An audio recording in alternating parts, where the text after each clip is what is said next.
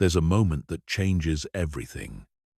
It's the moment you realize that your constant availability isn't making people value you more, it's making them value you less. The moment you understand that saying yes to everything isn't making you indispensable, it's making you invisible. And the moment you discover that the people who respect you most are the ones who had to work hardest to get your attention. Today, you're going to learn why being available all the time is the fastest way to lose respect, influence, and personal power. And more importantly, you're going to discover how strategic unavailability can completely transform your relationships, your career, and your entire life. By the time you finish listening, you'll never look at availability the same way again. Chapter 1. The Availability Trap. That's destroying your value. Let me tell you something that no one wants to admit. The reason people don't respect you has nothing to do with your skills, your intelligence, or your character. It has everything to do with how available you make yourself. Right now, you're probably making yourself so available that you've become background noise in other people's lives. You answer texts immediately. You say yes to every request. You drop everything when someone needs you. And you think this makes you valuable. But here's the brutal truth.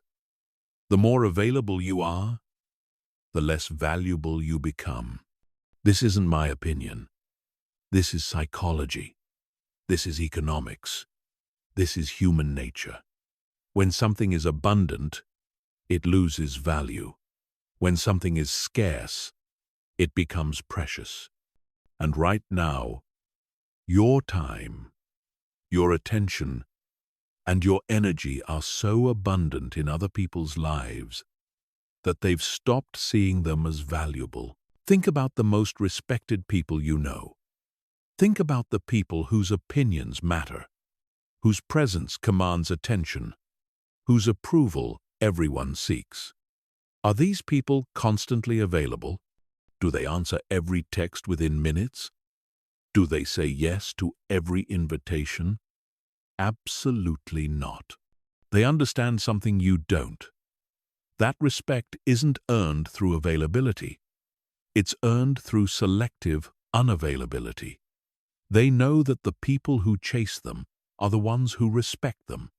They understand that the harder someone has to work for their attention, the more valuable that attention becomes.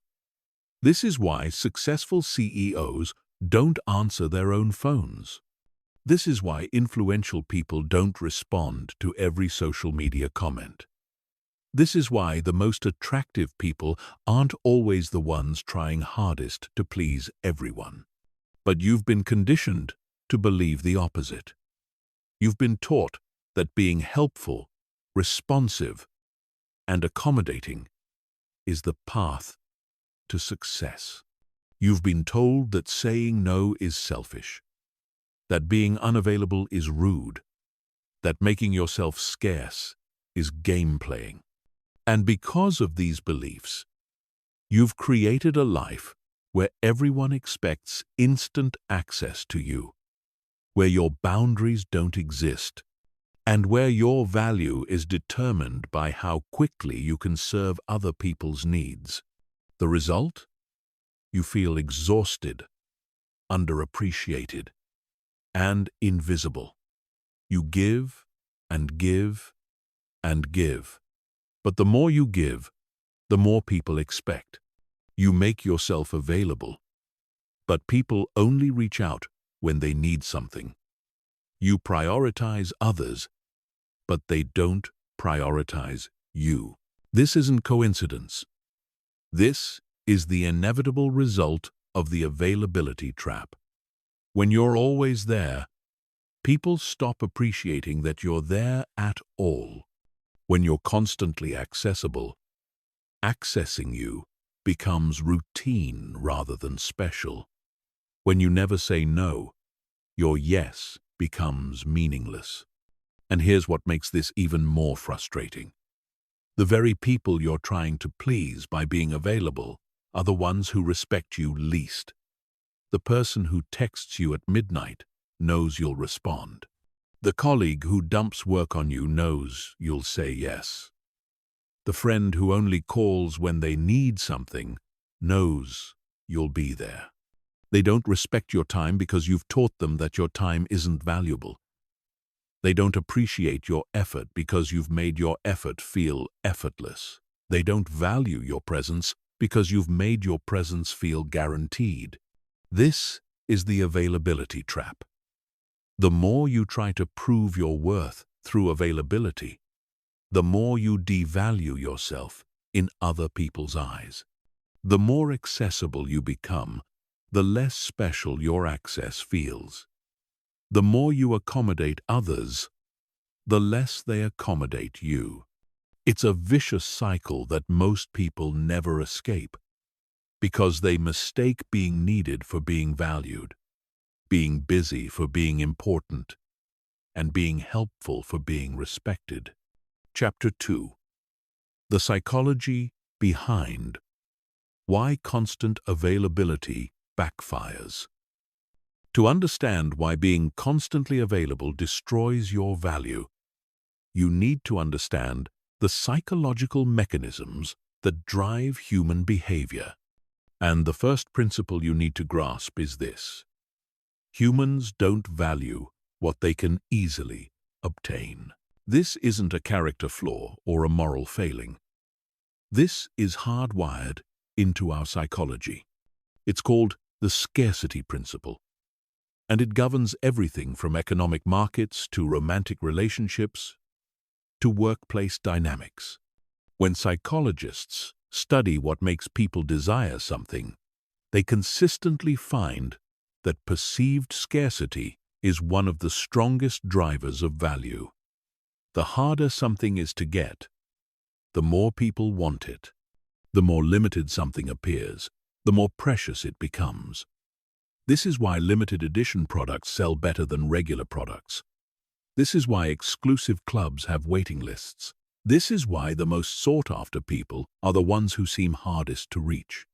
But when you're constantly available, you're signaling infinite abundance.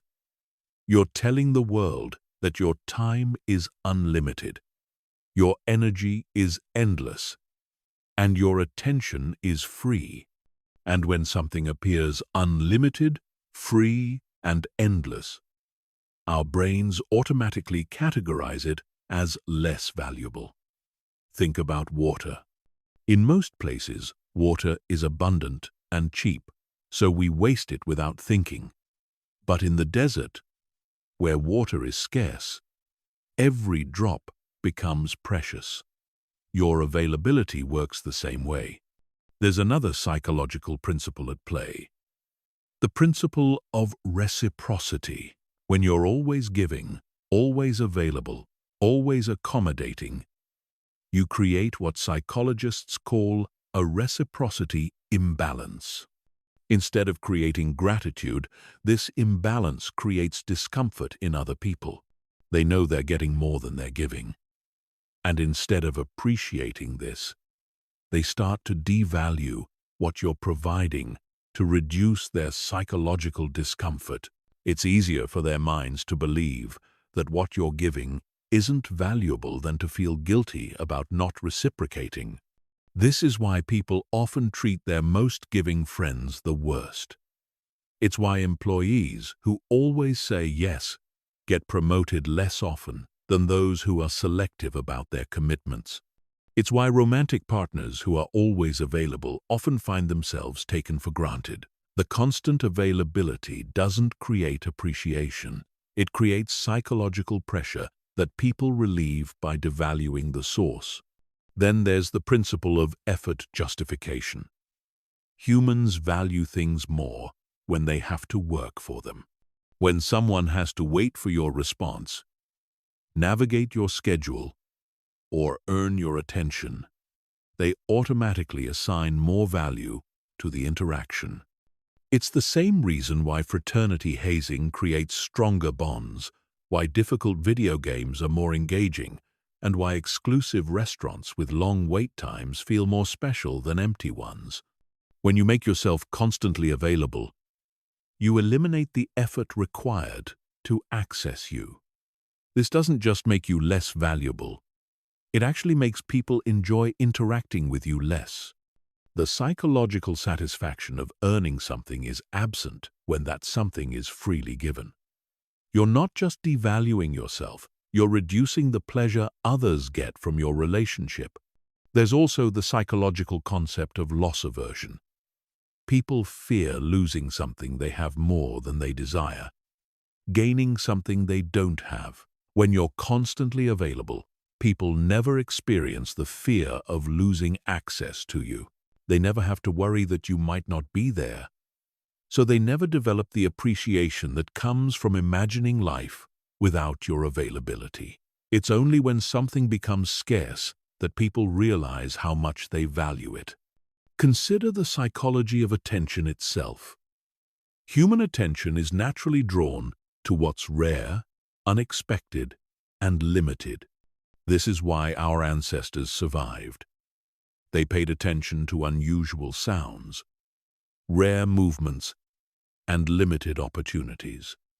When you're constantly available, you become part of the background. Your presence becomes expected, routine, and therefore invisible to conscious attention. You fade into the psychological wallpaper of other people's lives.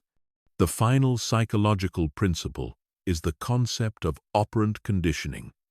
When you always respond immediately, always say yes, and always accommodate others, you're training them to expect this behavior. You're conditioning them to take your availability for granted. They don't appreciate your responsiveness because you've made it predictable. They don't value your flexibility because you've made it routine. You've literally conditioned them to devalue you. Understanding these psychological mechanisms is crucial because it reveals that the problem isn't with the people who don't appreciate your availability. The problem is with the availability itself.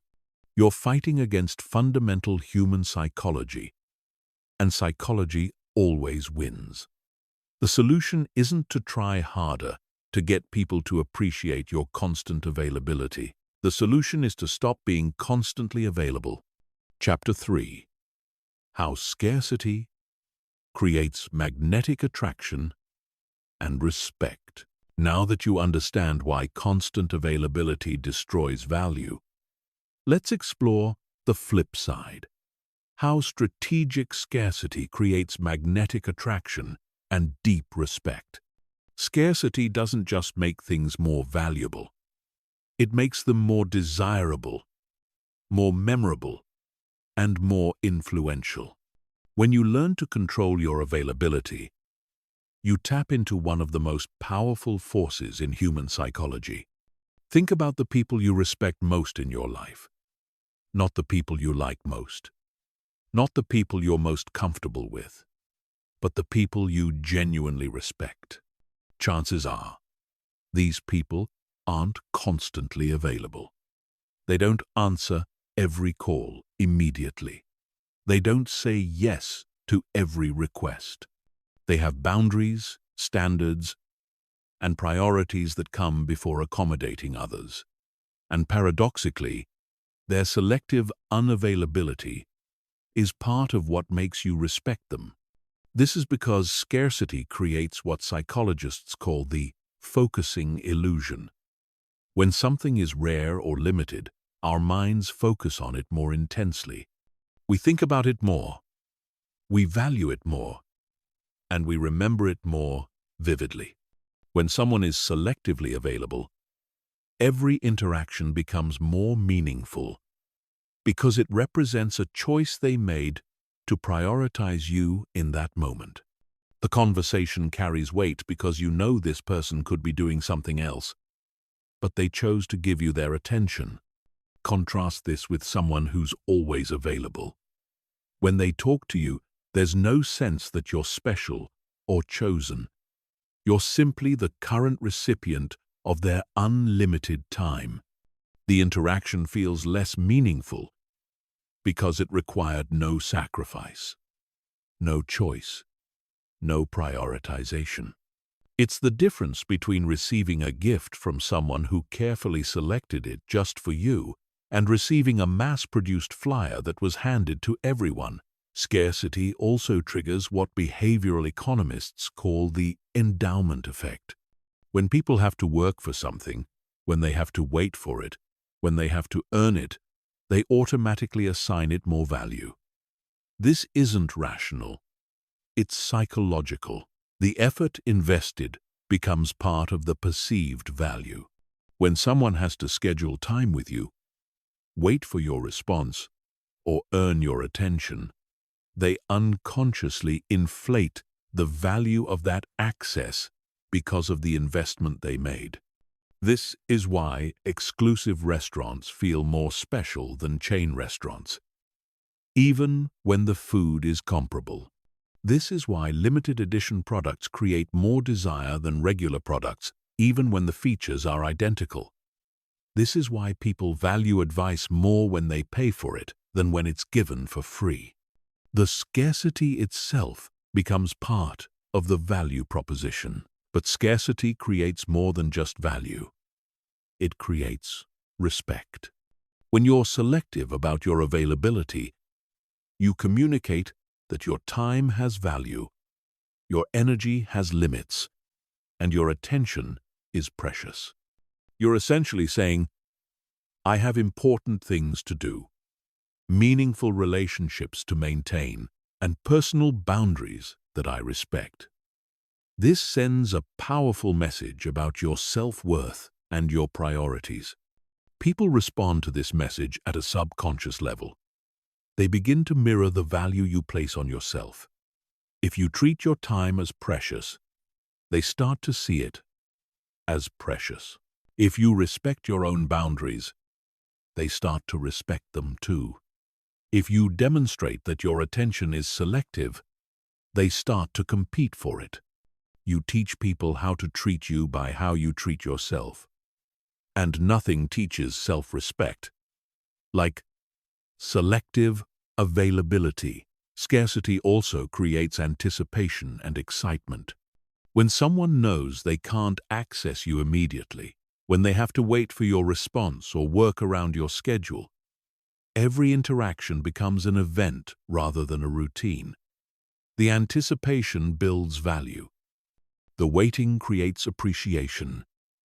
The effort required makes the payoff feel earned rather than given. This anticipation effect is so powerful that it changes the neurochemistry of human interaction. When people have to wait for something they want, their brains release dopamine not just when they get it, but during the anticipation period.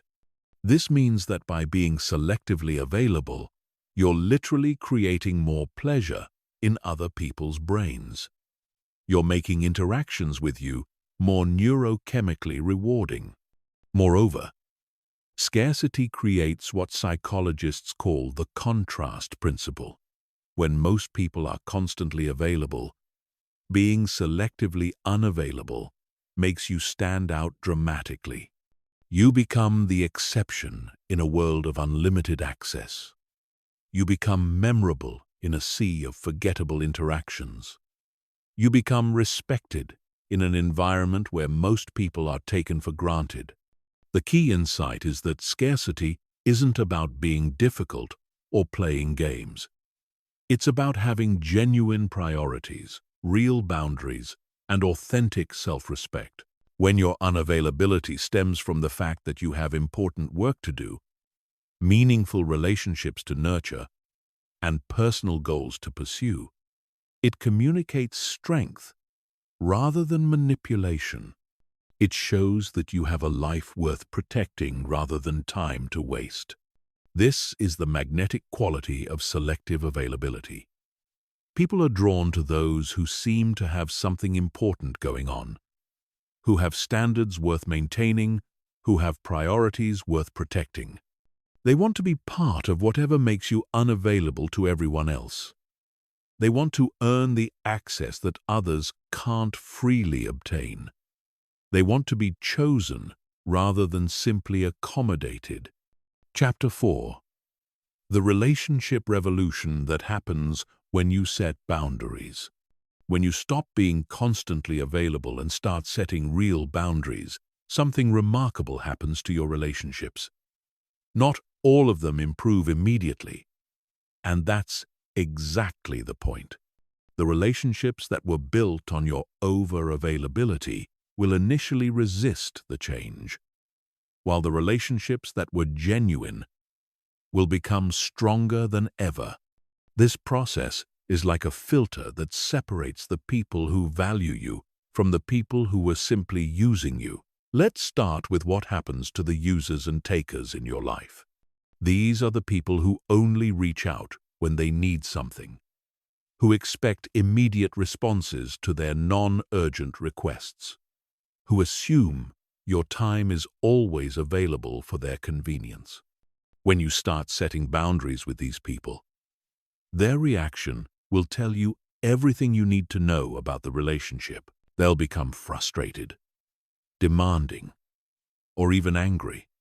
They'll accuse you of being selfish, unavailable, or difficult. They'll try to guilt-trip you back into your old patterns. This reaction isn't actually about you. It's about the fact that you've disrupted a system that was working in their favor. They had unlimited access to your time, energy, and resources. And now that access is being restricted.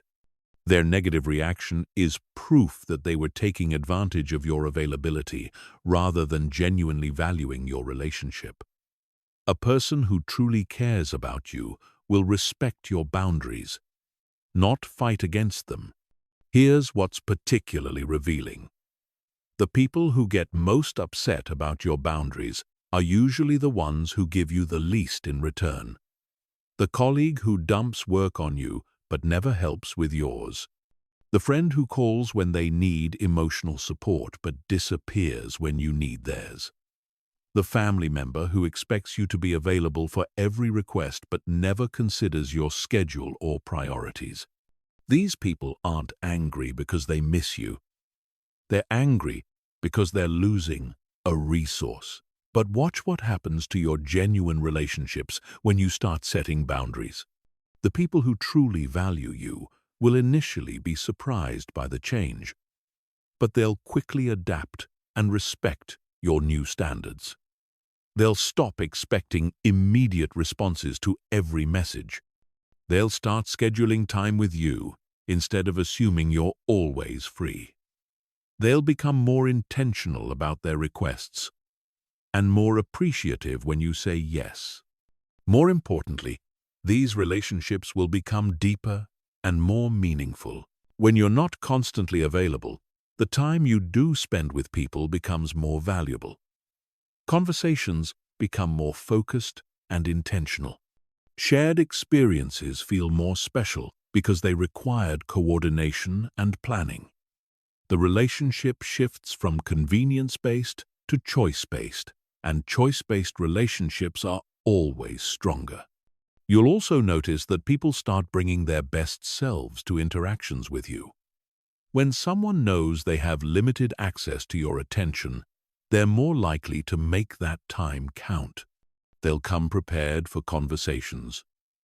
They'll be more present during your time together. They'll invest more energy in maintaining the relationship because they can't take it for granted. Setting boundaries also changes how people communicate with you. Instead of sending multiple urgent messages about non-urgent matters, they'll consolidate their thoughts into more substantive communications. Instead of interrupting you throughout the day with random requests, they'll plan ahead and respect your schedule. Instead of assuming you'll figure out how to accommodate their needs, they'll start offering solutions and alternatives. Perhaps most importantly, boundaries transform the power dynamics in your relationships. When you're constantly available, other people control the terms of engagement. They decide when to contact you, what to ask of you, and how much of your time to consume. But when you have boundaries, you regain control over these decisions. You choose when to respond, what requests to accept, and how much energy to invest in each relationship. This shift in power dynamics doesn't make you controlling or manipulative. It makes you equal. Healthy relationships require balance, and constant availability creates imbalance. When you set boundaries, you're not taking power away from others. You're reclaiming power that should have been yours all along. You're establishing the mutual respect that healthy relationships require. The boundary-setting process also reveals your own patterns and preferences. You'll discover which types of requests drain your energy and which ones energize you. You'll learn which people inspire you to be generous with your time and which ones make you feel depleted. You'll identify the activities and commitments that align with your values and the ones that distract from your goals. This self-awareness allows you to become more strategic about your relationships. Instead of saying yes to everything and everyone equally, you can invest your best energy in the relationships that matter most. Instead of being equally available to all, you can prioritize the people who reciprocate your investment. Instead of treating all requests as equally important, you can focus on the ones that align with your priorities. The result is a relationship ecosystem that supports your goals rather than sabotaging them. You'll find yourself surrounded by people who respect your time, appreciate your energy, and contribute positively to your life. The relationships that survive your boundary-setting process will be the ones worth investing in, and the ones that don't survive probably weren't worth maintaining anyway. Chapter 5. Why successful people are strategically unreachable. If you study the most successful people in any field, you'll discover a pattern that might surprise you. They're not the most available people. They're the most strategically unreachable. They don't answer every email, take every meeting, or say yes to every opportunity. Instead, they've mastered the art of selective accessibility, and this mastery is a key factor in their success. This isn't about being rude or antisocial. It's about understanding that success requires focus, and focus requires the ability to say no to distractions. When you're constantly available, you're constantly distracted. Your attention is fragmented across dozens of conversations, requests, and interruptions. You're reactive rather than proactive, responsive rather than strategic. You spend your energy on other people's priorities instead of your own. Successful people understand that their availability is a finite resource that must be carefully allocated. They know that saying yes to everything means saying no to what matters most. They recognize that their time and attention are their most valuable assets, and they protect these assets with the same intensity that others protect their money or possessions. Consider how successful entrepreneurs manage their accessibility. They don't answer their own phones. They don't respond to emails immediately. They don't take meetings without clear agendas and defined outcomes. They delegate access management to assistants and gatekeepers. They batch communication into specific time blocks instead of allowing it to interrupt their work throughout the day. This isn't about being difficult. It's about being effective. The same principle applies to successful artists, athletes, and leaders in every field. They create barriers between themselves and constant interruption, not because they don't care about people, but because they understand that their ability to create value depends on sustained focus. They know that their best work happens during periods of deep concentration. And deep concentration is impossible when you're constantly available for interruption. But there's another dimension to strategic unreachability that's even more important. It creates what economists call signaling value. When someone is difficult to reach, it signals that their time is valuable and their attention is in demand. This signal creates a self-reinforcing cycle where perceived value becomes actual value. People assume that if someone is hard to reach, it's because they have important things to do, and many people competing for their attention. This signaling effect is so powerful that it influences how people approach the interaction before it even happens. When someone knows they have limited access to a successful person, they prepare more carefully for the interaction. They think through their questions more thoroughly. They make their communications more concise and focused. They bring their best ideas and most important concerns rather than wasting time on trivial matters. The result is that successful people have higher quality interactions. The conversations they do have are more substantive, more focused, and more valuable. They're not drowning in shallow communications because their strategic unreachability filters out everything except what's truly important. They spend their interaction time on meaningful exchanges rather than routine maintenance. Strategic unreachability also creates leverage in negotiations and business relationships. When someone is easy to reach and always available, they have little negotiating power.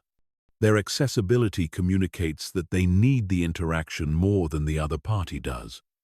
But when someone is strategically unreachable, it suggests that they have alternatives and options. It implies that their participation in any interaction is a choice rather than a necessity.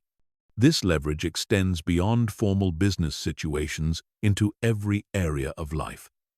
When you're strategically unreachable, people value your participation more in social situations. They appreciate your presence more in personal relationships. They respect your opinions more in group discussions. Your scarcity creates gravity that draws people toward you rather than taking you for granted. Successful people also understand the compound effect of strategic unreachability. Each time you maintain boundaries and protect your time, you reinforce your reputation as someone whose attention is valuable. Each time you say no to a low-priority request, you create space for a high-priority opportunity. Each time you delay a response to think through your answer, you provide more value when you do respond. This compound effect builds over time into what we might call selective magnetism. People begin to compete for your attention rather than expecting it freely. They start to offer value before making requests. They become more strategic about when and how they approach you. Your strategic unreachability trains others to bring their best to every interaction. The key insight is that success isn't just about working harder or being more talented. It's about being more selective about where you direct your energy and attention. Successful people aren't necessarily better at everything. They're better at choosing what to focus on and what to ignore. They're strategic about their availability because they understand that availability determines focus, and focus determines results. This is why the most successful people often seem to have more time rather than less. They're not busier, they're more focused. They're not working harder. They're working more selectively. They're not more available. They're more strategic about when and how they make themselves available. Their success gives them the luxury of choice, and they use that luxury to protect the very focus that created their success in the first place. Chapter 6. The mental shift from people pleaser to priority setter. The transition from constant availability to strategic scarcity isn't just about changing your behavior. It's about fundamentally rewiring your relationship with other people's expectations and your own self-worth. Most people who struggle with over-availability aren't just being nice. They're operating from a deep-seated belief that their value comes from how useful they are to others. This belief is not only wrong, it's destructive. And it's the first thing that needs to change. Let's address the core fear that drives constant availability. The fear that if you're not always accessible, people will stop needing you. And if they stop needing you, they'll stop valuing you. This fear creates a vicious cycle where you become addicted to being needed, even when being needed comes at the expense of being respected. You confuse dependency with appreciation, usefulness with importance, and availability with value. But here's what you need to understand. People don't respect what they can exploit. They don't value what they can take for granted. And they don't appreciate what costs them nothing. When you make yourself constantly available, you're not building relationships. You're enabling exploitation. You're not creating appreciation. You're fostering entitlement. You're not proving your worth. You're devaluing yourself. The mental shift begins with recognizing that your worth isn't determined by how much you give, but by how much you value what you have to give. Your time isn't valuable because other people say it is. It's valuable because you say it is. Your energy isn't precious because others treat it as precious. It's precious because you understand its finite nature. Your attention isn't a gift because people appreciate it. It's a gift because you choose to bestow it. This shift requires you to stop outsourcing your self-worth to other people's opinions and reactions. When you're constantly available, you're essentially saying, "Please validate my worth by needing me." You're making your value dependent on external demand rather than internal recognition. This is not only emotionally exhausting, it's strategically foolish. You're giving others control over how you feel about yourself. The alternative is to become what psychologists call internally validated. This means deriving your sense of worth from your own standards, achievements, and values, rather than from other people's approval or need for your services. When you're internally validated, you don't need to be constantly available to feel valuable, because your value isn't dependent on constant validation.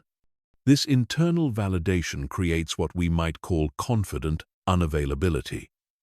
You're not unavailable because you're playing games or trying to manipulate others. You're unavailable because you have important things to do, meaningful goals to pursue, and personal standards to maintain. Your unavailability stems from abundance, not scarcity. You have so much value to create and protect that you can't afford to give it away indiscriminately. Part of this mental shift involves redefining what it means to be helpful. Most over-available people believe that being helpful means saying yes to every request and being accessible at all times. But true helpfulness often requires saying no to immediate requests so you can say yes to bigger opportunities. It means being strategically available so that when you are available, you can give your best rather than your leftovers. Consider this. When you're constantly available, you're often helping people with things they could figure out themselves. You're enabling learned helplessness rather than fostering independence. You're providing immediate solutions rather than teaching problem-solving skills. Your constant availability often makes people weaker, not stronger, because it removes the necessity for them to develop their own capabilities. Strategic unavailability, on the other hand, forces people to become more resourceful, independent, and thoughtful about their requests. When they know they can't immediately access your help, they'll try harder to solve problems themselves first. When they do reach out, they'll have already invested effort in understanding the problem, which makes your help more effective and their learning more complete. The mental shift also involves embracing what might feel like selfishness, but is actually self-respect. You need to become comfortable with prioritizing your own goals, protecting your own time, and valuing your own energy. This isn't selfishness. It's self-stewardship. You can't give from an empty well, and you can't help others effectively if you haven't taken care of yourself first. This self-respect communicates itself to others at a subconscious level. When you demonstrate that you value your time, others begin to value it too. When you show that you have standards and boundaries, others begin to respect those standards and boundaries. When you prove that you won't sacrifice your priorities for their convenience, they stop expecting you to do so. The final aspect of this mental shift involves changing your relationship with guilt. Overavailable people often feel guilty when they can't immediately help someone or when they have to say no to a request. This guilt is based on the false belief that other people's needs should always come before your own priorities. But guilt about maintaining boundaries is usually misplaced responsibility. You're not responsible for solving everyone's problems, managing everyone's emotions, or being available for everyone's convenience. Learning to tolerate this guilt without immediately acting to relieve it is crucial. The guilt will fade as you realize that people are more capable and resilient than you assumed. They can wait for your response. They can find alternative solutions. They can respect your boundaries without falling apart. Your job isn't to shield others from all inconvenience. It's to provide genuine value when you choose to engage. This mental shift from people pleaser to priority setter is perhaps the most challenging part of the transformation, but it's also the most important. Without this internal change, any behavioral modifications will feel artificial and unsustainable. But with this shift in place, strategic unavailability becomes natural, authentic, and powerful. Chapter 7. The Art of Saying No Without Guilt or Explanation. Saying no is one of the most powerful tools in your arsenal, but most people use it terribly. They over-explain, they apologize excessively, they offer elaborate justifications, and they leave the door open for negotiation. This approach not only weakens the impact of your no, but it actually invites people to argue with your decision, guilt-trip you into changing your mind, or push back against your boundaries. The art of saying no effectively begins with understanding that no is a complete sentence.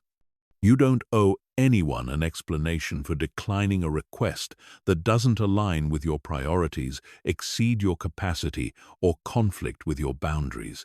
When you over-explain your refusal, you're essentially saying that your decision is up for debate, that your priorities might be wrong, or that the other person has the right to judge your choices.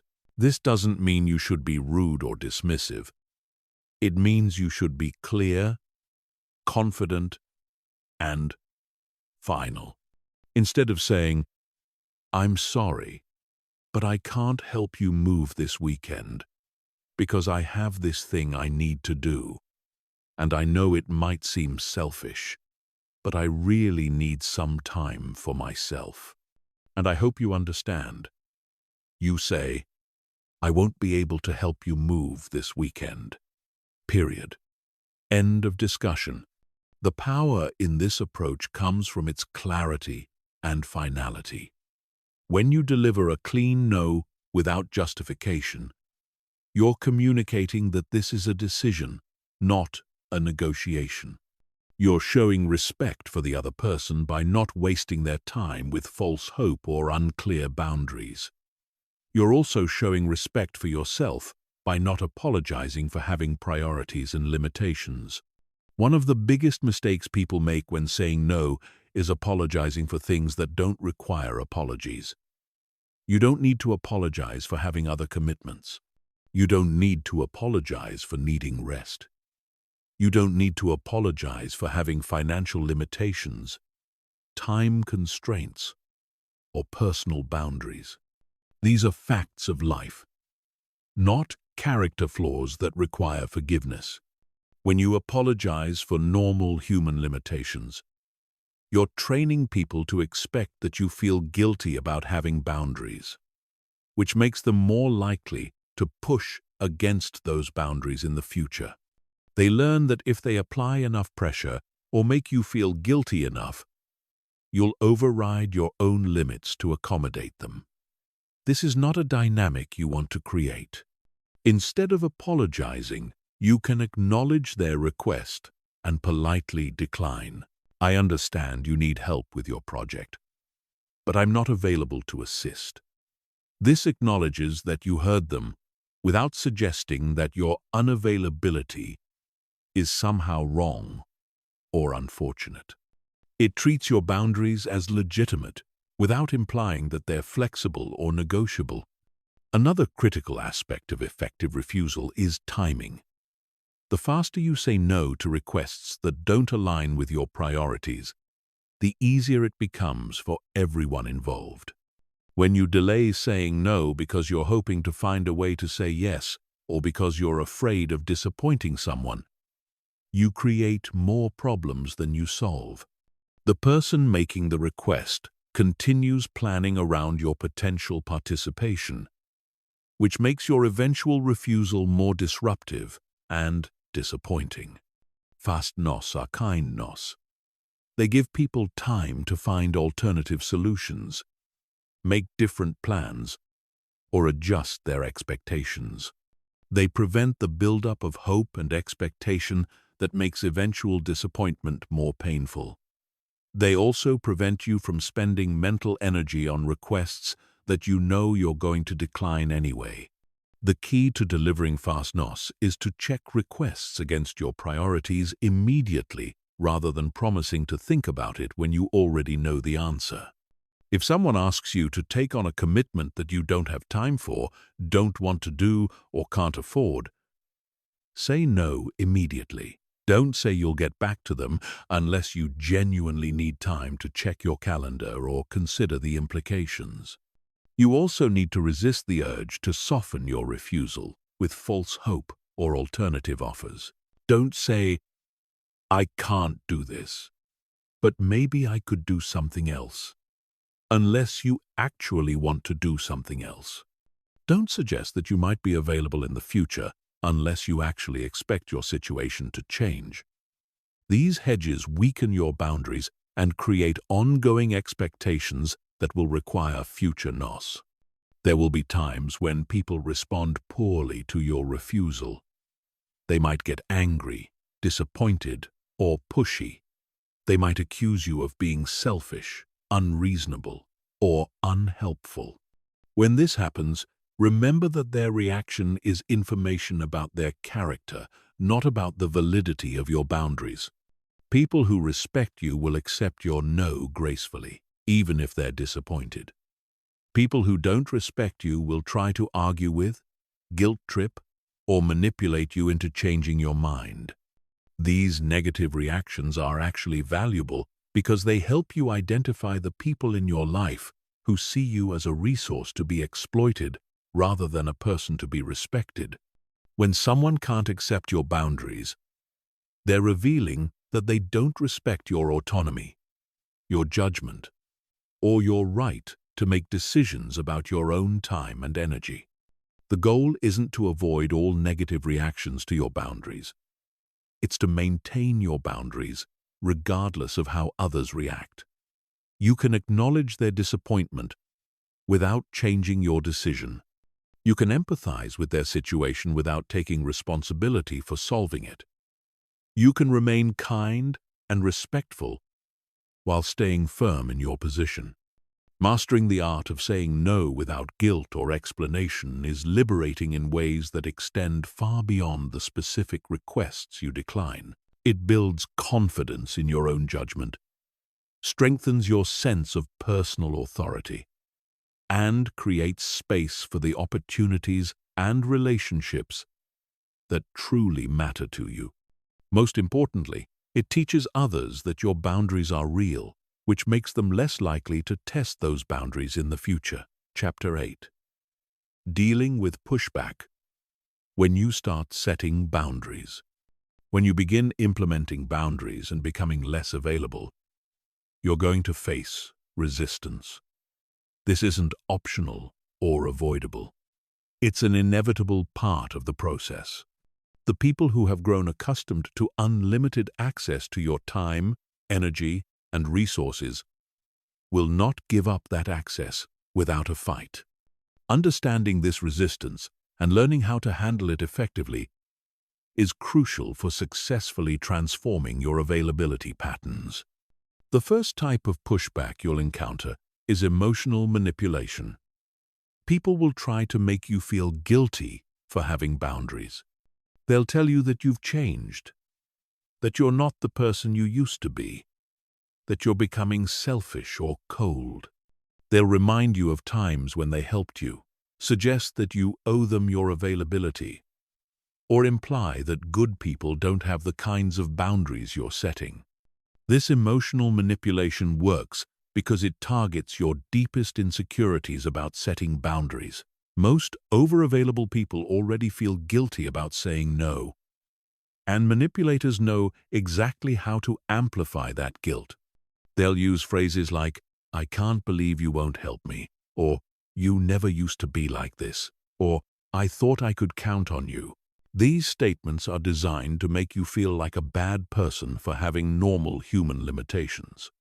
The key to handling emotional manipulation is recognizing it for what it is: an attempt to control your behavior through induced guilt and shame.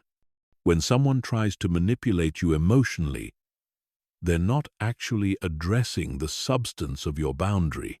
They're trying to make you feel so bad about having the boundary that you'll abandon it to relieve the emotional discomfort.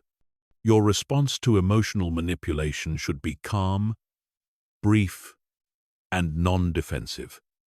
Don't try to justify your boundaries or prove that you're still a good person. Simply restate your position and refuse to engage with the manipulation. "I understand you're disappointed, but my decision stands." Don't apologize, don't explain, and don't allow yourself to be drawn into a debate about your character or your priorities. The second type of pushback is escalation. When gentle manipulation doesn't work, some people will increase the pressure. They'll make their requests more urgent, their needs more dramatic, or their emotional appeals more intense. They might claim that their situation is an emergency, that you're the only person who can help them, or that terrible consequences will result if you don't make yourself available. Escalation is a test of your boundary strength. The person is essentially asking, how much pressure does it take to get you to abandon your boundaries? If you give in to escalation, you're teaching them that boundaries are negotiable and that enough pressure will always overcome your limits. This encourages more escalation in the future and makes your boundaries effectively meaningless. The way to handle escalation is to remain calm and consistent, regardless of how dramatic the pressure becomes. Don't match their emotional intensity. Don't get drawn into arguments about the urgency or importance of their request. And don't feel obligated to solve problems that escalate after you've already declined to be involved. Your boundaries don't become invalid just because someone's situation becomes more dramatic. The third type of pushback is testing. Some people will probe your boundaries to see if they're real or just temporary. They'll make small requests that technically violate your boundaries but seem harmless or reasonable. They'll push deadlines, exceed agreed-upon limits, or ask for just this once exceptions. This testing behavior is designed to erode your boundaries gradually rather than challenging them directly. Testing is particularly dangerous because it can feel reasonable in the moment. The individual requests might seem small and harmless, but the cumulative effect is the complete erosion of your boundaries.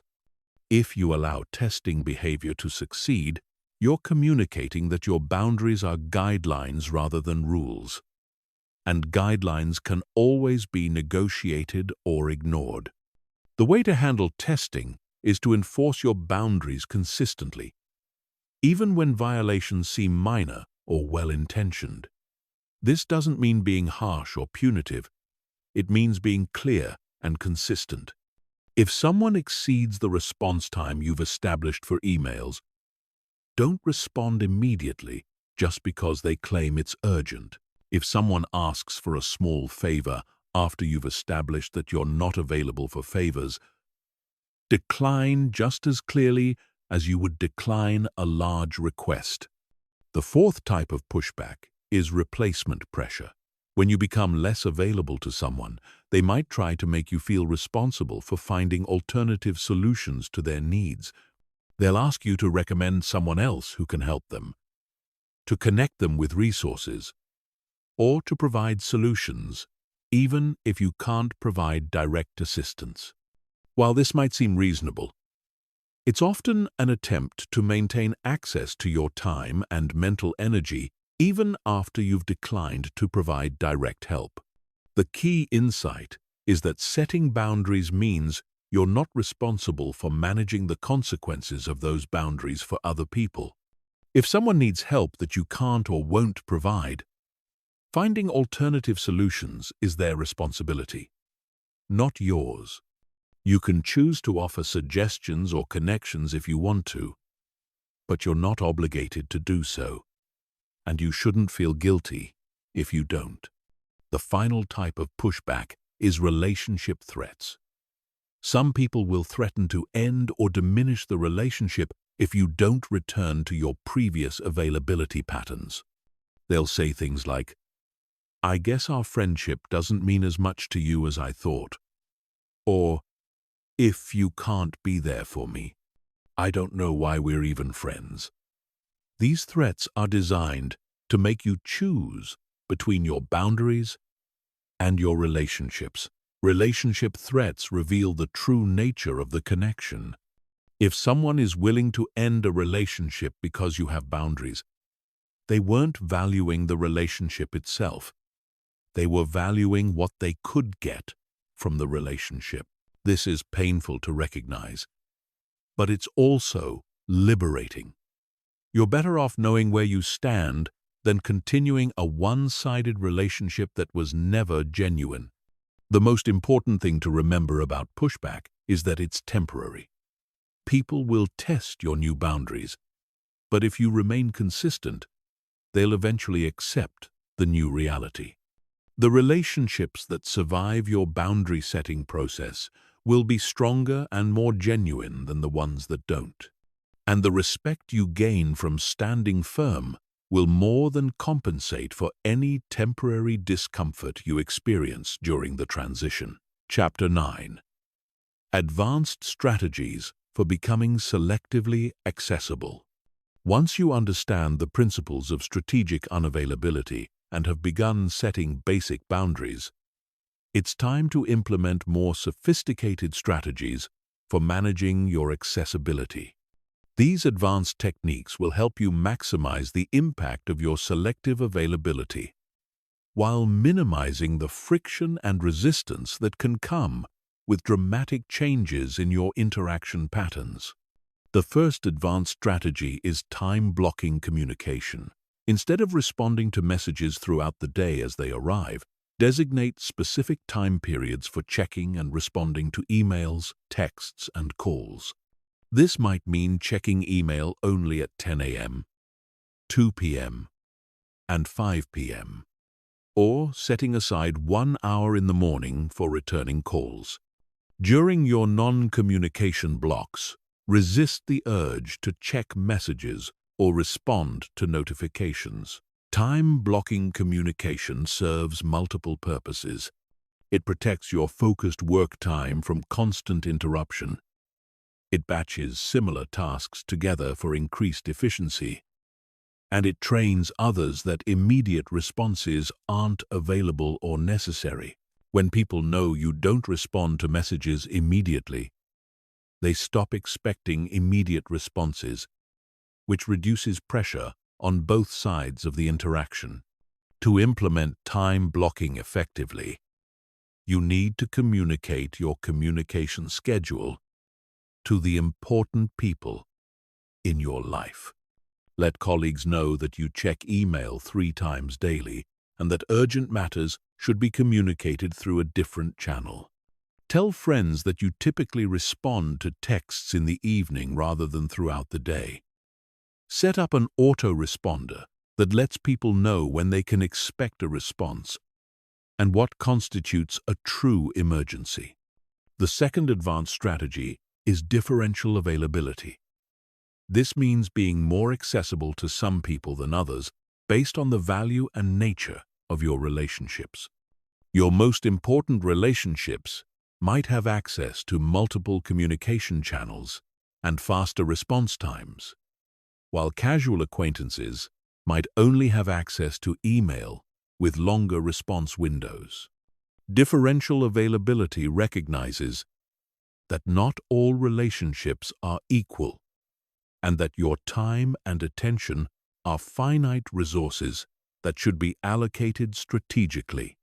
Your romantic partner, close family members, and key business relationships deserve more accessibility than random acquaintances, casual friends, or people who only contact you when they need something. To implement differential availability, create categories for your relationships and establish different communication protocols for each category. High-priority people might have your phone number and can expect same-day responses. Medium-priority people might have email access with 24 to 48-hour response times. Low-priority people might only have access through social media or professional platforms with even longer response windows. The third strategy is scheduled accessibility. Instead of being randomly available whenever someone wants your time, create specific periods when you're accessible for meetings, calls, or extended conversations. This might mean designating Tuesday and Thursday mornings for meetings, Monday evenings for catching up with friends, or Sunday afternoons for family time. Scheduled accessibility forces people to plan ahead if they want access to your time, which makes them more intentional about how they use that time. It also gives you control over when interactions happen, allowing you to group similar activities together and protect your most productive hours for focused work. When implementing scheduled accessibility, be specific about the types of interactions that fit into each scheduled period. Office hours might be for work-related discussions, social time might be for casual conversations, and family time might be protected from outside interruptions. Having clear purposes for each accessibility window helps people understand how to use your time appropriately. The fourth strategy is value-based filtering. This involves evaluating requests and opportunities based on their alignment with your goals, values, and priorities, rather than simply responding to whoever asks loudest or most persistently. Before saying yes to any significant request, ask yourself whether this opportunity moves you closer to your goals, whether it aligns with your values, and whether it's worth the time and energy investment. Value-based filtering requires you to be clear about your own priorities and goals. If you don't know what you're trying to achieve or what matters most to you, you can't effectively filter opportunities based on value. Take time to define your short-term and long-term objectives, identify your core values, and clarify what success looks like in different areas of your life. The fifth strategy is graduated responses.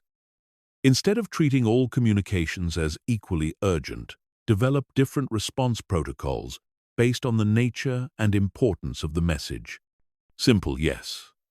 No questions might get immediate brief responses. Complex discussions might be scheduled for dedicated time, and non-urgent requests might be bundled together for batch processing. Graduated responses allow you to be selectively responsive without being completely unresponsive. People get the level of attention their requests deserve, which feels fair and reasonable, while still protecting your time and energy. Emergency situations get immediate attention. Important matters get timely responses, and routine communications get appropriate but not excessive attention. The sixth strategy is attention currency. Start thinking of your attention as a valuable currency that should be spent deliberately rather than freely. When someone asks for your time or energy, consider what you're getting in return. Are they offering value, reciprocity, or mutual benefit? Or are they simply expecting you to give without receiving anything meaningful in return? This doesn't mean every interaction should be transactional, but it does mean being aware of the balance in your relationships and communications.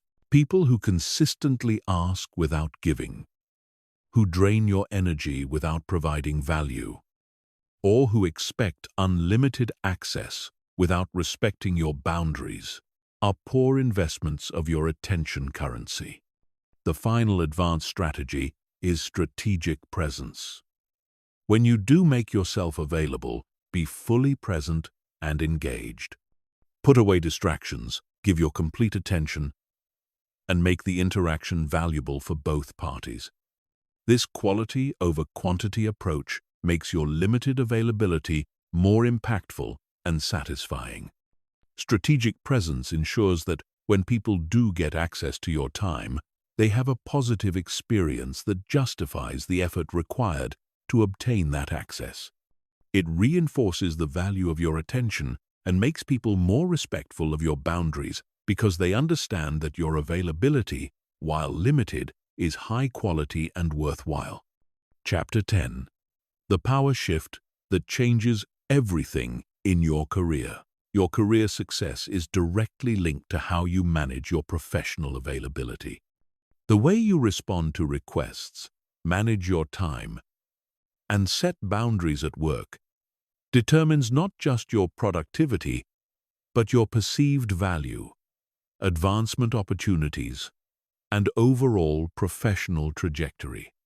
When you master strategic unavailability in your career, you don't just become more effective, you become more respected, more influential, and more valuable to your organization. The biggest mistake most professionals make is confusing being busy with being productive, and confusing being available with being valuable. They answer every email immediately, say yes to every meeting request, and make themselves constantly accessible to colleagues and supervisors. They believe this demonstrates dedication, helpfulness, and commitment.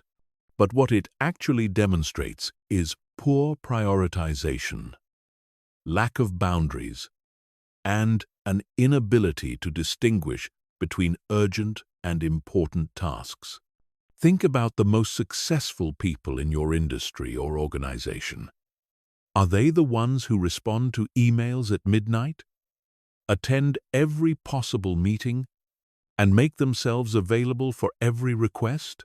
Or are they the ones who are selective about their commitments, strategic about their time allocation, and protective of their focus? The answer reveals a fundamental truth about professional success. Value comes from the results you create, not from the time you spend being accessible. When you're constantly available at work, you become what organizational psychologists call a go-to person, for all the wrong reasons. Instead of being sought out for your expertise, judgment, or strategic thinking, you become the default option for tasks that others don't want to handle. You get the overflow work, the last-minute requests, and the time-consuming projects that don't advance your career. Your availability makes you useful, but it doesn't make you valuable. Strategic unavailability in your career begins with understanding the difference between reactive and proactive work. Reactive work responds to other people's priorities, deadlines, and emergencies. Proactive work advances your own goals, develops your skills, and creates value for your organization. When you're constantly available, your day fills up with reactive work, leaving little time for the proactive activities that actually drive career advancement. The most successful professionals protect significant portions of their time for proactive work. They block calendar time for strategic thinking, skill development, and project advancement. They don't allow these blocks to be interrupted by non-urgent requests or meetings that could be emails. They understand that saying no to immediate availability allows them to say yes to long-term career growth. This protection of proactive time requires you to become comfortable with delayed responses and strategic inaccessibility. When someone sends you a non-urgent email, you don't need to respond within the hour. When someone wants to schedule a meeting that doesn't align with your priorities, you don't need to immediately accommodate their preferred time. When someone has a problem that isn't actually your responsibility, you don't need to drop everything to help solve it. Setting these boundaries at work will initially create some resistance. Colleagues who are accustomed to immediate access to your time will push back when that access becomes limited. Supervisors who have relied on your constant availability might question your commitment or dedication. But this resistance is temporary, and it's far outweighed by the respect and influence you gain from demonstrating that your time has value. One of the most powerful career applications of strategic unavailability is in meeting management. Most professionals attend far too many meetings, most of which are poorly planned, inefficiently run, and ultimately unproductive. When you become selective about which meetings you attend, you're not just protecting your time, you're signaling that your presence has value and that you're strategic about how you invest your energy. Before accepting any meeting request, ask 3 questions. Is my presence essential to the meeting's success? Will this meeting advance my goals or the organization's priorities? Is this the best use of my time compared to other available options? If you can't answer yes to at least 2 of these questions, decline the meeting or delegate your attendance to someone else. When you do attend meetings, make your presence count. Come prepared, contribute meaningfully, and help drive the discussion toward actionable outcomes. This quality over quantity approach makes people more thoughtful about when they include you in meetings because they know you'll add value when you're there. Strategic unavailability also applies to how you handle requests and assignments. When someone asks you to take on additional work, don't automatically say yes. Instead, ask about priorities, deadlines, and resource allocation.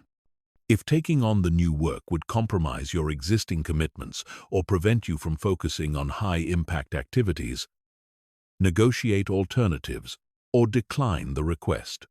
This doesn't mean being uncooperative or unhelpful. It means being strategic about how you deploy your skills and energy. When you're selective about the projects you take on, you can invest more thoroughly in the ones you accept, delivering higher quality results that enhance your reputation and advance your career. The key insight is that career advancement comes from being known for excellence in specific areas, not from being available for everything. When you spread yourself too thin by saying yes to every request, you become a generalist who's competent at many things, but exceptional at nothing. When you focus your energy strategically, you develop deep expertise and strong results in the areas that matter most. This focus requires you to identify your highest value activities and protect time for them ruthlessly. These might include developing new skills, building key relationships, working on strategic projects, or creating innovative solutions to important problems.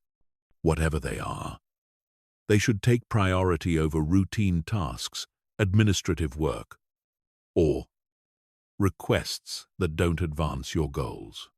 The transformation in your career that results from strategic unavailability is profound. You'll find that people start coming to you for more important and interesting work because they know you'll give it the attention it deserves. You'll be included in higher-level discussions because your input is seen as valuable rather than routine. You'll have more opportunities for advancement because you'll have time to pursue them and the reputation to deserve them.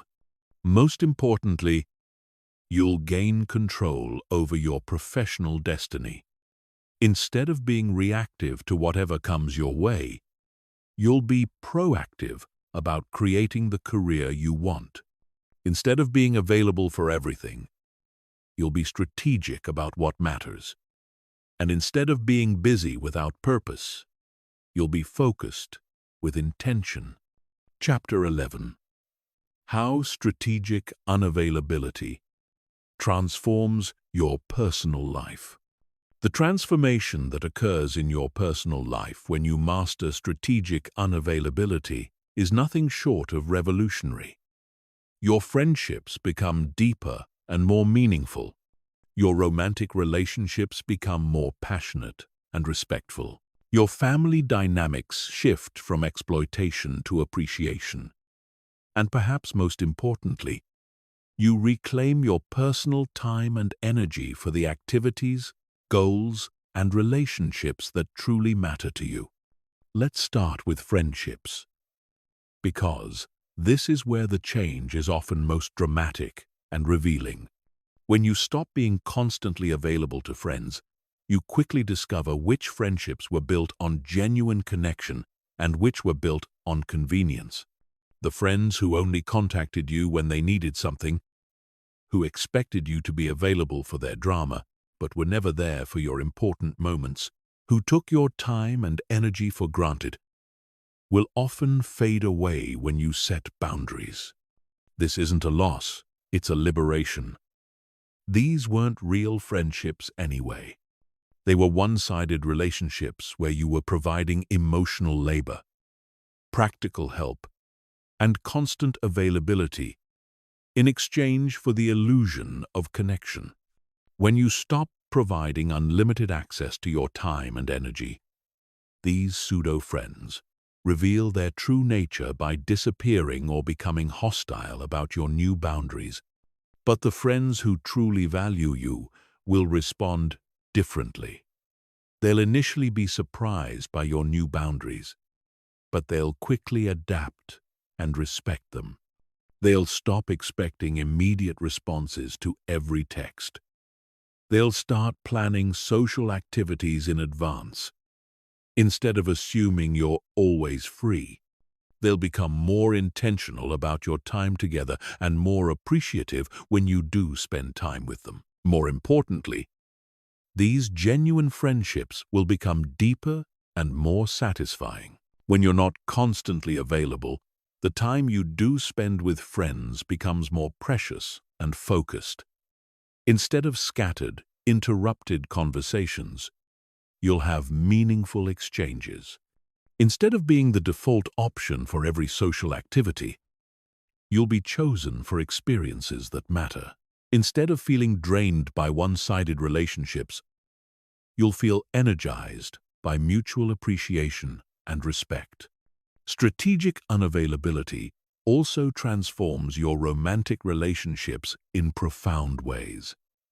If you're single, it makes you far more attractive to potential partners. People are naturally drawn to those who seem to have rich, full lives that can't be easily accessed or controlled. When you're not constantly available, you communicate that you have standards, priorities, and a sense of self-worth that goes beyond any individual relationship. This creates what psychologists call pre-selection value. When someone has to work to get your attention, when they have to earn your time, when they have to compete with your other priorities, they automatically assign more value to the relationship. You become a prize to be won rather than a resource to be consumed. The effort required to access you becomes part of your appeal. If you're already in a relationship, strategic unavailability can revitalize dynamics that may have become stagnant or taken for granted. When you stop being constantly available to your partner, when you maintain your own interests and friendships, when you preserve time for your personal goals, you become more interesting and attractive. You bring fresh energy and experiences to the relationship. Instead of making the relationship your entire world, this doesn't mean being distant or unavailable to your partner. It means maintaining the individual identity and personal boundaries that made you attractive in the first place. It means not dropping everything for every request, not sacrificing all your personal time for couple time, and not losing yourself in the relationship. Paradoxically, this strategic unavailability often makes partners more attentive, appreciative, and invested in the relationship. Family relationships are often where strategic unavailability faces the strongest resistance, because family members are the most likely to feel entitled to unlimited access to your time and energy. They'll use guilt, obligation, and emotional manipulation to try to maintain their previous level of access to your availability. They'll remind you of family loyalty, childhood dynamics, or past favors to try to override your new boundaries.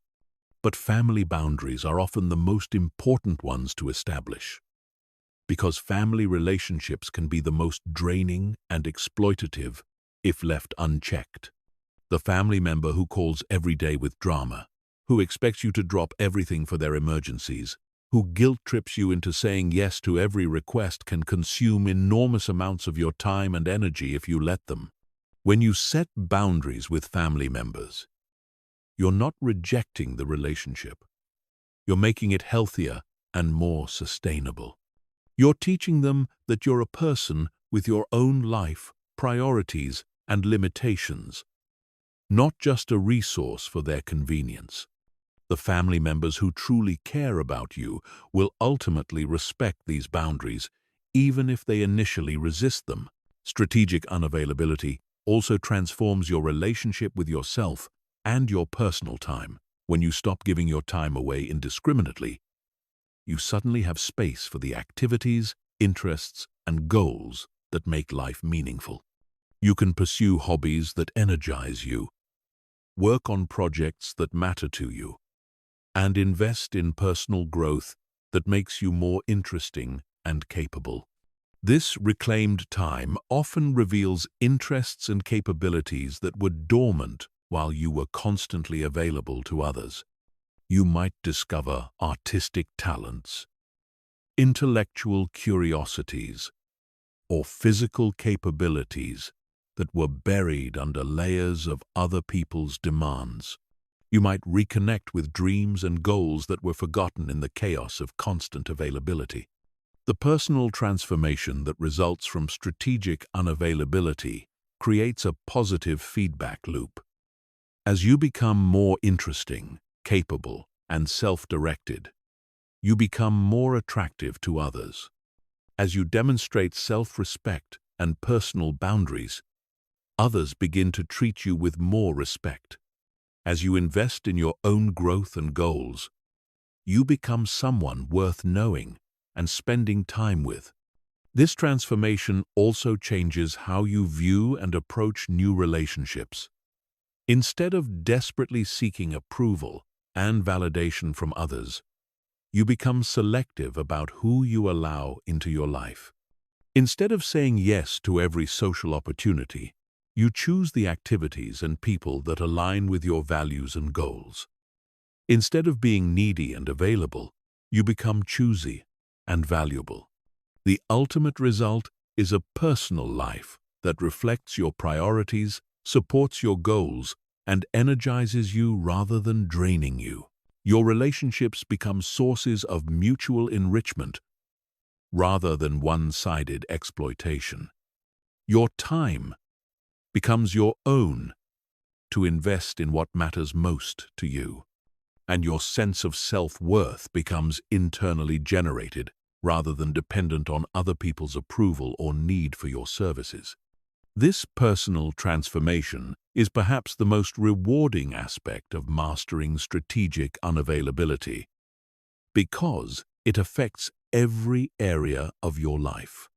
When your personal relationships are healthy and your personal time is protected, you have the foundation you need to succeed in every other area of life. Chapter 12. The compound effect of protecting your time and energy. The benefits of strategic unavailability don't just add up, they multiply. Every boundary you maintain, every no you deliver, every moment you protect your time and energy creates compound returns that grow exponentially over time. This compound effect is why some people seem to accomplish extraordinary things, while others, despite working just as hard, struggle to make meaningful progress toward their goals. Think of your time and energy as investment capital. When you're constantly available, you're essentially giving away this capital for free, with no expectation of return. You're making countless micro-investments in other people's priorities, emergencies, and convenience. But you're not accumulating any compound returns for yourself. At the end of each day, week, or year, you have little to show for all the time and energy you've expended. But when you become strategically unavailable, you start investing your time and energy in activities and relationships that generate returns. You focus on developing skills that increase your capabilities. You invest in relationships that are mutually beneficial. You work on projects that build toward larger goals. Each of these investments generates returns that can be reinvested, creating a compound effect that accelerates your progress. The first area where you'll notice compound returns is in skill development. When you protect time for learning and practice, instead of giving it away to constant interruptions and requests, you develop expertise faster and more thoroughly. The skills you build in year 1 become the foundation for more advanced capabilities in year 2. The knowledge you accumulate compounds, making future learning easier and more effective. This compound learning effect is why successful people often seem to acquire new skills and knowledge at an accelerating pace. It's not that they're necessarily smarter or more talented. It's that they've protected their learning time from the constant demands that prevent most people from developing deep expertise in anything. They understand that saying no to immediate requests allows them to say yes to long-term capability building. The compound effect also applies to relationships and networking. When you're selective about your social and professional interactions, you can invest more deeply in the relationships that matter most.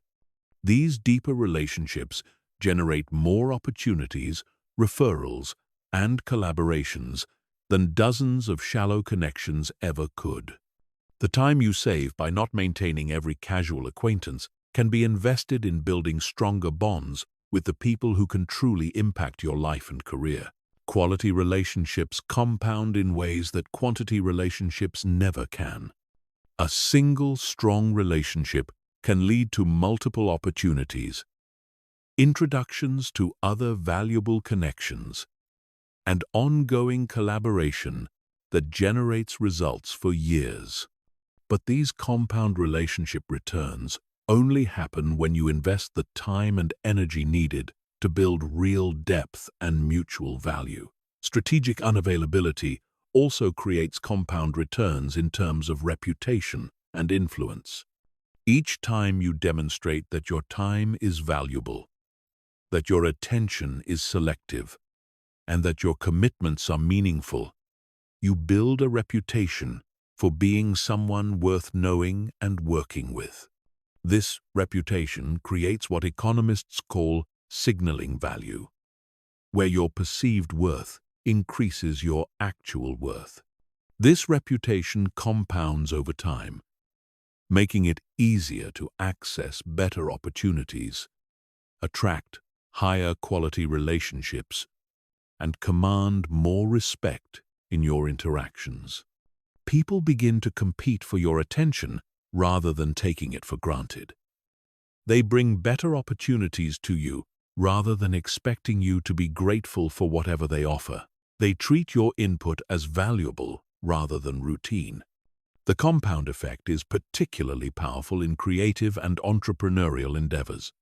When you protect large blocks of uninterrupted time for deep work, you can tackle complex projects that require sustained focus and creativity. These projects often generate disproportionate returns compared to the scattered, reactive work that fills most people's days. A single creative project completed during protected time might generate more value than dozens of small tasks completed while constantly interrupted. A business idea developed during focused thinking time might create more wealth than years of reactive busyness. A skill mastered during dedicated practice time might open career opportunities that were previously impossible. This is why the most successful creators, entrepreneurs, and leaders are often obsessive about protecting their time and attention. They understand that their biggest breakthroughs and most valuable contributions come from sustained focus on important projects, not from being constantly available for everyone else's priorities. The compound effect also applies to personal well-being and life satisfaction. When you stop depleting your energy through constant availability and start investing it in activities that energize and fulfill you, you create an upward spiral of well-being. You have more energy for the things that matter to you, which makes you more capable and motivated, which leads to better results and more satisfaction. Contrast this with the downward spiral that results from constant availability. You deplete your energy on other people's priorities, leaving you exhausted and resentful. You make little progress on your own goals, which makes you feel unsuccessful and unfulfilled. You maintain relationships that drain you rather than energize you, which makes you feel isolated despite being constantly busy with social obligations. The compound effect of strategic unavailability takes time to build, which is why many people abandon it before they see the full benefits. The immediate costs are obvious. Some people will be disappointed.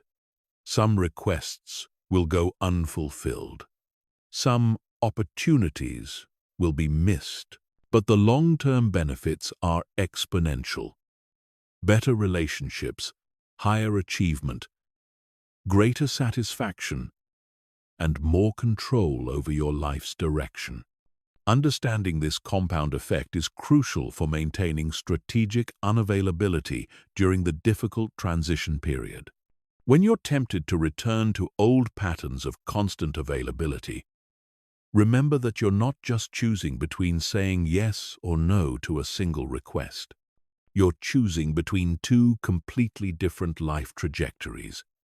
One where your time and energy are constantly dispersed without generating compound returns, and one where they're strategically invested to create exponential improvements in every area of your life. The key insight is that time and energy are finite resources that must be invested wisely to generate maximum returns. Strategic unavailability isn't about being difficult or antisocial.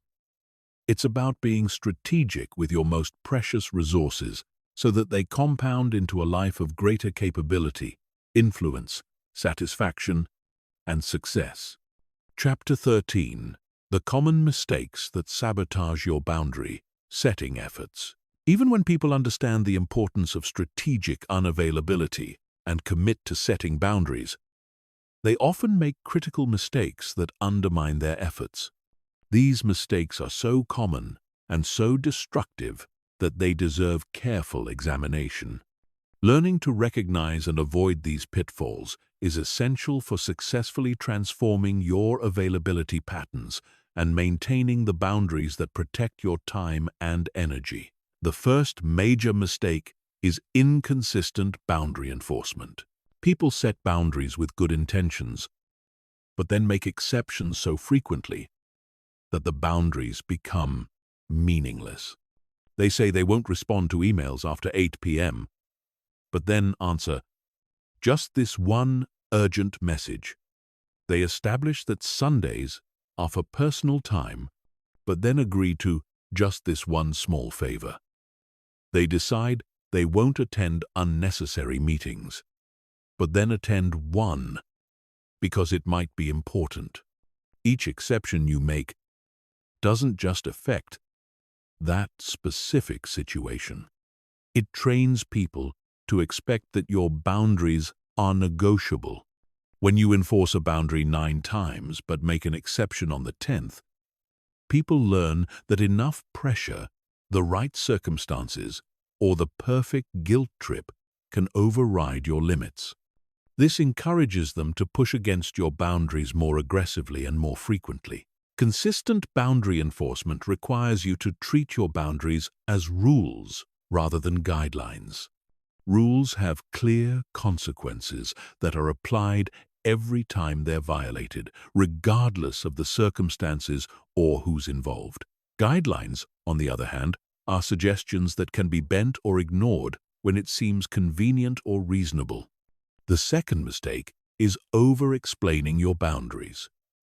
When people challenge your boundaries, there's a natural temptation to justify your position with elaborate explanations. You want to help them understand that your boundaries are reasonable, that you're not being arbitrary or selfish, and that you have legitimate reasons for your limits. But over-explanation actually weakens your boundaries by suggesting that they're up for debate. When you explain your boundaries extensively, you're implicitly saying that your boundaries are only valid if the other person agrees with your reasoning. You're making your boundaries dependent on their approval rather than your own judgment. This opens the door for them to argue with your reasoning, challenge your priorities, or pressure you to make exceptions based on their assessment of your situation. Effective boundaries are stated simply and enforced consistently without extensive justification. I don't check emails after 8 p.m. is a boundary. I don't check emails after 8 p.m. because I need time to unwind and spend with my family, and I find that work emails stress me out, and I read that it's important to have work-life balance, and I hope you understand, is an invitation to negotiate. The third mistake is boundary creep, where you gradually allow small violations that eventually erode your boundaries completely. Someone asks you to respond to just one quick email during your protected time. Someone requests just 5 minutes of your attention during your focused work period. Someone wants just a small favor after you've established that you're not available for favors. These small violations seem harmless individually, but they compound into complete boundary collapse. The person who gets 5 minutes of your time will soon want 10 minutes, then 15, then an hour. The one quick email becomes a rapid-fire exchange that consumes your entire evening. The small favor becomes the first in a series of increasingly large requests. Boundary creep is particularly dangerous because it happens gradually, making it easy to rationalize each individual violation as reasonable or harmless. You don't notice that your boundaries have disappeared until you're back to your old patterns of constant availability and energy depletion. The fourth mistake is emotional boundary enforcement. When people violate your boundaries, there's often an emotional reaction: frustration, anger, resentment, or hurt. Some people express these emotions dramatically when enforcing their boundaries, turning every boundary violation into an emotional confrontation. This approach makes boundary enforcement feel like punishment rather than simple limit setting. Emotional boundary enforcement often backfires because it makes the boundary violation seem more significant than the boundary itself. People focus on your emotional reaction rather than the boundary that was violated. They might apologize for making you angry while completely ignoring the fact that they overstepped your clearly stated limits. Effective boundary enforcement is calm, consistent, and matter-of-fact. You're not angry that someone tested your boundary. You're simply maintaining your stated position. You're not punishing them for pushing against your limits. You're just not allowing those limits to be crossed. The boundary enforcement should feel inevitable rather than emotional. The fifth mistake is delayed boundary setting. Many people wait until they're overwhelmed, resentful, or exhausted before setting boundaries. They suffer through months or years of constant availability, hoping that things will improve naturally, before finally deciding that boundaries are necessary. By this time, the patterns of exploitation are deeply established, and the boundary setting feels sudden and dramatic to everyone involved. Late boundary setting is much more difficult than early boundary setting because you're trying to change established patterns rather than preventing problematic patterns from developing. The people who have grown accustomed to unlimited access to your time and energy will resist the change more strongly because they're losing something they've come to expect and depend on. The most effective approach is to set boundaries early and proactively, before problems develop. When you start a new job, begin a new relationship, or enter a new social situation, establish your availability patterns and limits from the beginning. This prevents exploitation patterns from developing and makes your boundaries feel natural rather than reactive. The sixth mistake is boundary negotiation. When people push back against your boundaries, some individuals try to find compromises or alternatives that make everyone happy. They negotiate different time frames, alternative arrangements, or modified versions of their original boundaries. While this seems reasonable and accommodating, it often leads to boundary erosion and continued pushing from others. Boundary negotiation sends the message that your boundaries are starting points for discussion rather than final positions.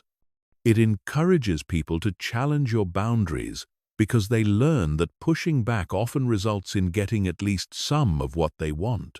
Over time, your boundaries shift further and further from your original position as you make concession after concession. Effective boundaries are non-negotiable. They're decisions you've made about how you want to allocate your time and energy, not opening positions in a negotiation. You can be flexible about how you interact within your boundaries, but the boundaries themselves should remain firm and consistent. The seventh and final major mistake is perfectionist boundary setting. Some people try to establish comprehensive boundary systems immediately, covering every possible situation and interaction. They create complex rules and protocols that are difficult to remember, explain, and maintain. When they inevitably fail to maintain these elaborate systems perfectly, they abandon boundary setting altogether. Effective boundary setting starts simple and evolves gradually. Begin with one or two clear, important boundaries that address your biggest availability problems. Master these basic boundaries before adding additional complexity. Build your boundary-setting muscles with manageable limits before attempting more sophisticated systems. Avoiding these common mistakes is crucial for successfully implementing strategic unavailability. Each mistake undermines your efforts in different ways, but all of them share a common thread. They make your boundaries feel uncertain, negotiable, or temporary rather than clear, consistent, and permanent.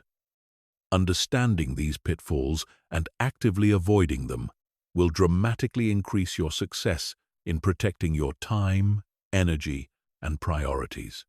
Chapter 14. Building your new identity as someone who values their time.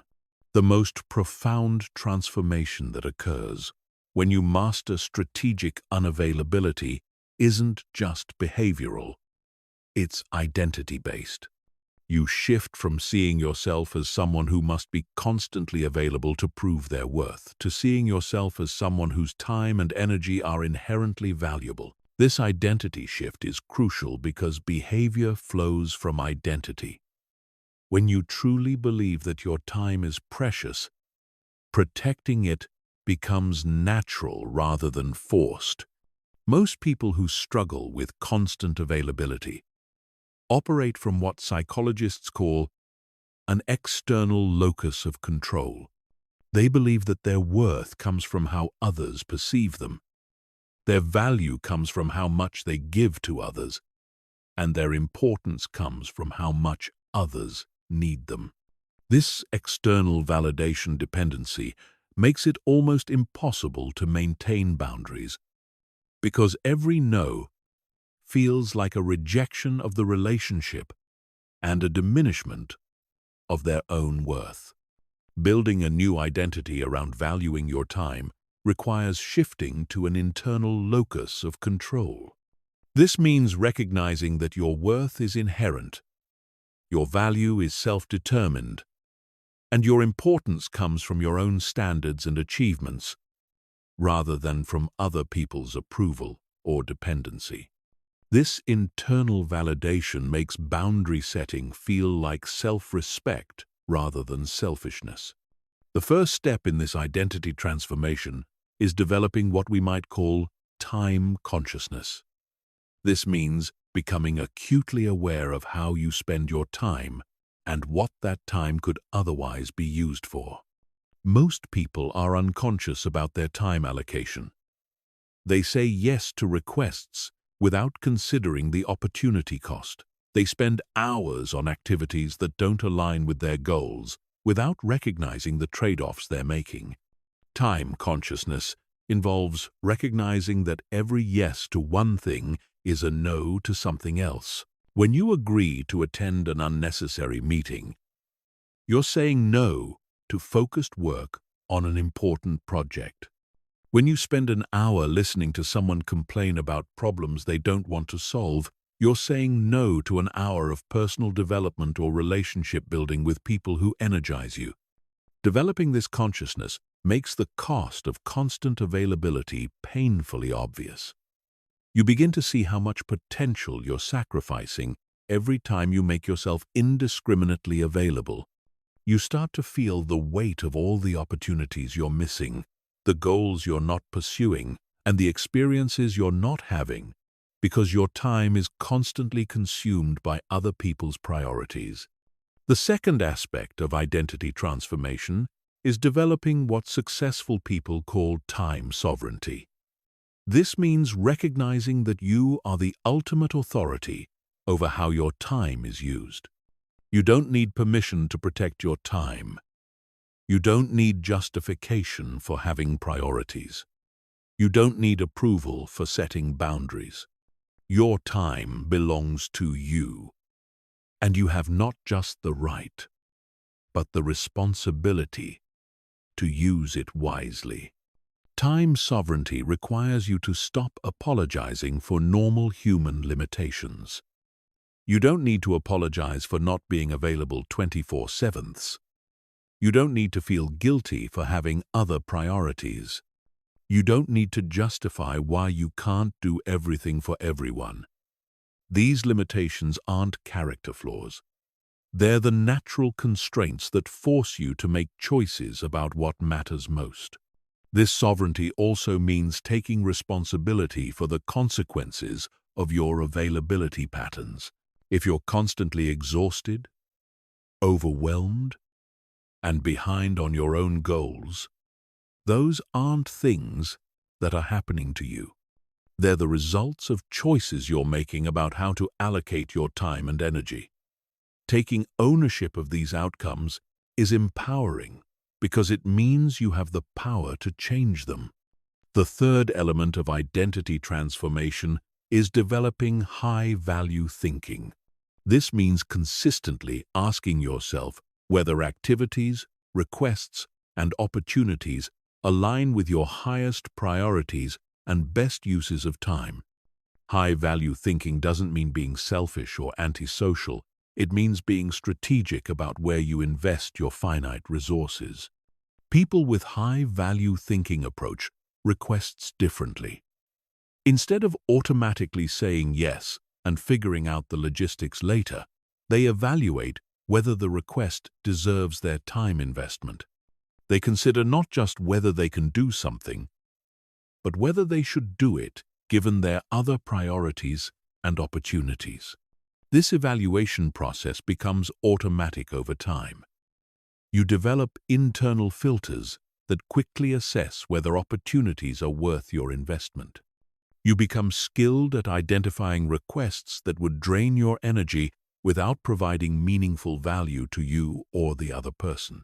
You learn to distinguish between activities that advance your goals and activities that simply consume your time. The fourth aspect of this identity shift is embracing what we might call selective excellence. Instead of trying to be good at everything and available for everyone, you focus on being exceptional in the areas that matter most to you. This requires saying no to many good opportunities so you can say yes to the best ones. Selective excellence means recognizing that you can't do everything well, but you can do some things exceptionally well if you focus your energy strategically. It means choosing to be outstanding in a few areas rather than mediocre in many areas. It means accepting that some people will be disappointed by your unavailability so that the people who matter most can benefit from your best work and attention. This identity shift also involves changing your relationship with productivity and achievement. Instead of measuring your worth by how busy you are or how many requests you fulfill, you start measuring your worth by the quality of your results and the impact of your choices. You focus on outcomes rather than activities, effectiveness rather than effort. The final element of building your new identity is developing what successful people call boundary confidence. This means feeling completely comfortable with your limits and expressing them clearly and consistently. When you have boundary confidence, you don't feel guilty about saying no. You don't over-explain your decisions, and you don't apologize for having standards. Boundary confidence comes from alignment between your values, your identity, and your actions. When you truly believe that your time is valuable, when you're clear about your priorities, and when you're committed to protecting what matters most to you, setting boundaries feels natural and right rather than difficult and guilt-inducing. This confidence is visible to others and changes how they interact with you. People sense when someone has genuine boundary confidence, and they naturally treat that person's time with more respect.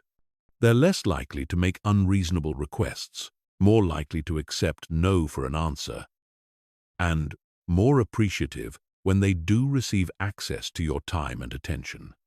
Building this new identity takes time and practice. You'll have moments when you slip back into old patterns of over-availability and external validation seeking. But each time you choose to protect your time, each boundary you maintain, and each time you prioritize your own goals, you strengthen this new identity. Over time, valuing your time becomes so natural that constant availability seems absurd rather than noble. The ultimate goal is to reach a point where protecting your time feels like self-respect rather than selfishness, where saying no feels like good judgment rather than unkindness, and where your availability is seen by others as a privilege to be earned rather than a right to be assumed. When you reach this point, strategic unavailability isn't something you have to work to maintain. It's simply who you are. Chapter 15. Your complete transformation and the life you'll create. We've reached the culmination of your journey from constant availability to strategic scarcity, from people pleaser to priority setter, from someone whose time was taken for granted to someone whose attention is genuinely valued. The transformation you're about to complete will touch every aspect of your life, creating a ripple effect of positive changes that will compound for years to come. This final chapter is about integrating everything you've learned and stepping fully into your new identity as someone who commands respect through strategic unavailability. The first thing to understand about your complete transformation is that it's not just about changing how you respond to other people's requests. It's about fundamentally altering the dynamic of how people approach you in the first place. When you consistently demonstrate that your time is valuable, that your attention is selective, and that your availability must be earned, people begin to treat you differently before they even make requests. They become more thoughtful about when and how they contact you. They prepare more carefully for interactions with you. They present their requests more clearly and concisely. They offer value before asking for favors. They respect your time boundaries without being reminded. This shift in how others approach you eliminates many of the situations that previously required you to say no, because people stop making inappropriate or poorly timed requests in the first place. This change in how people interact with you creates what we might call a respect multiplier effect. As more people learn to approach you with appropriate respect for your time and boundaries, others observe this pattern and begin to model the same behavior. Your reputation as someone whose time is valuable spreads through your social and professional networks, creating an environment where respect for your availability becomes the norm rather than the exception. The second aspect of your complete transformation is the emergence of what successful people call selective magnetism. When you're strategically unavailable, when you have clear boundaries, and when you demonstrate genuine value through your selective availability, you become more attractive to exactly the kinds of people and opportunities you want in your life. High-quality people are drawn to others who demonstrate self-respect and personal standards. They prefer to work with, befriend, and romantically connect with individuals who have their own lives, priorities, and boundaries. Your strategic unavailability signals that you're someone worth knowing, someone whose attention is valuable, and someone who brings quality to relationships rather than just availability. This selective magnetism works in reverse as well. The people who are put off by your boundaries, who react negatively to your unavailability, or who demand constant access to your time, are typically not the people you want in your life anyway. Your boundaries act as a filter that attracts quality relationships while repelling exploitative ones. Over time, your social and professional circles will be populated primarily by people who value and respect you rather than people who seek to use you. The third element of your transformation is the development of what we might call strategic influence. When your availability becomes selective and valuable, when people have to earn your attention, and when your input becomes scarce, your influence and impact actually increase dramatically. People listen more carefully when you speak because they know your words carry weight. Your opinions matter more because they're not constantly volunteered. Your recommendations have more influence because they're carefully considered and selectively offered. This strategic influence extends beyond formal authority or hierarchical power. It's the influence that comes from being seen as someone who thinks before speaking, who chooses their commitments carefully, and who delivers exceptional value when they do engage. This type of influence is more sustainable and more respected than influence that comes from constant availability or people-pleasing. The fourth aspect of your complete transformation is the creation of what successful people call protected progress time. When you're no longer constantly available for other people's priorities, when you've eliminated the low-value activities and relationships that drained your energy, and when you've established clear boundaries around your time, you create substantial periods for focused work on your own most important goals. This protected time is where your biggest breakthroughs will happen. It's where you'll develop the skills that set you apart, create the projects that advance your career, build the relationships that matter most, and make the progress toward your long-term vision that would be impossible if you remained constantly available. This time isn't just more productive, it's exponentially more valuable because it's focused on high-impact activities. The fifth element of your transformation is the development of what we might call authentic confidence. This confidence doesn't come from external validation or from being needed by others. It comes from the internal recognition that you have valuable things to contribute, important goals to pursue, and the wisdom to protect your time and energy for what matters most. This authentic confidence makes you more attractive in all areas of life. It makes you a more appealing romantic partner because you bring your own life and priorities to the relationship rather than making the relationship your entire identity. It makes you a more valuable employee because you focus on high-impact work rather than busy work. It makes you a better friend because you bring quality attention and genuine care to your interactions rather than distracted availability. The sixth aspect of your complete transformation is the emergence of what we might call compound fulfillment. When your time is spent on activities and relationships that align with your values and advance your goals, when you're surrounded by people who respect and appreciate you, and when you have the space to pursue your most important priorities, your overall life satisfaction increases dramatically. This fulfillment compounds over time as the results of your strategic choices accumulate. The skills you develop during your protected time create new opportunities. The quality relationships you build through selective availability provide ongoing support and collaboration. The boundaries you maintain prevent energy drain and preserve your capacity for what matters most. As you step into this complete transformation, Remember that the change you're making isn't temporary or situational. You're not becoming strategically unavailable for a few weeks or months until things calm down. You're adopting a new way of being in the world that recognizes the true value of your time, energy, and attention. This transformation requires ongoing commitment and conscious choice.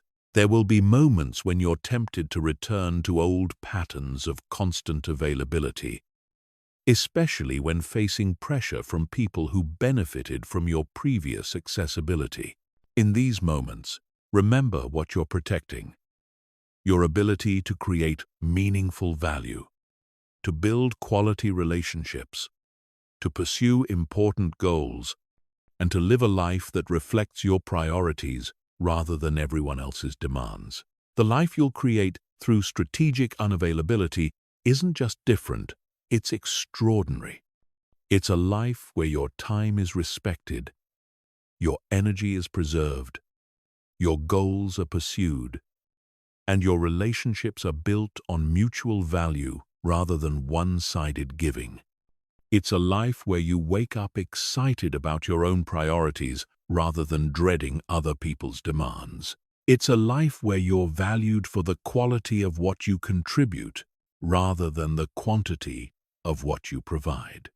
This transformation starts today, with the next request you receive, the next boundary you set, and the next time you choose your own priorities over someone else's convenience.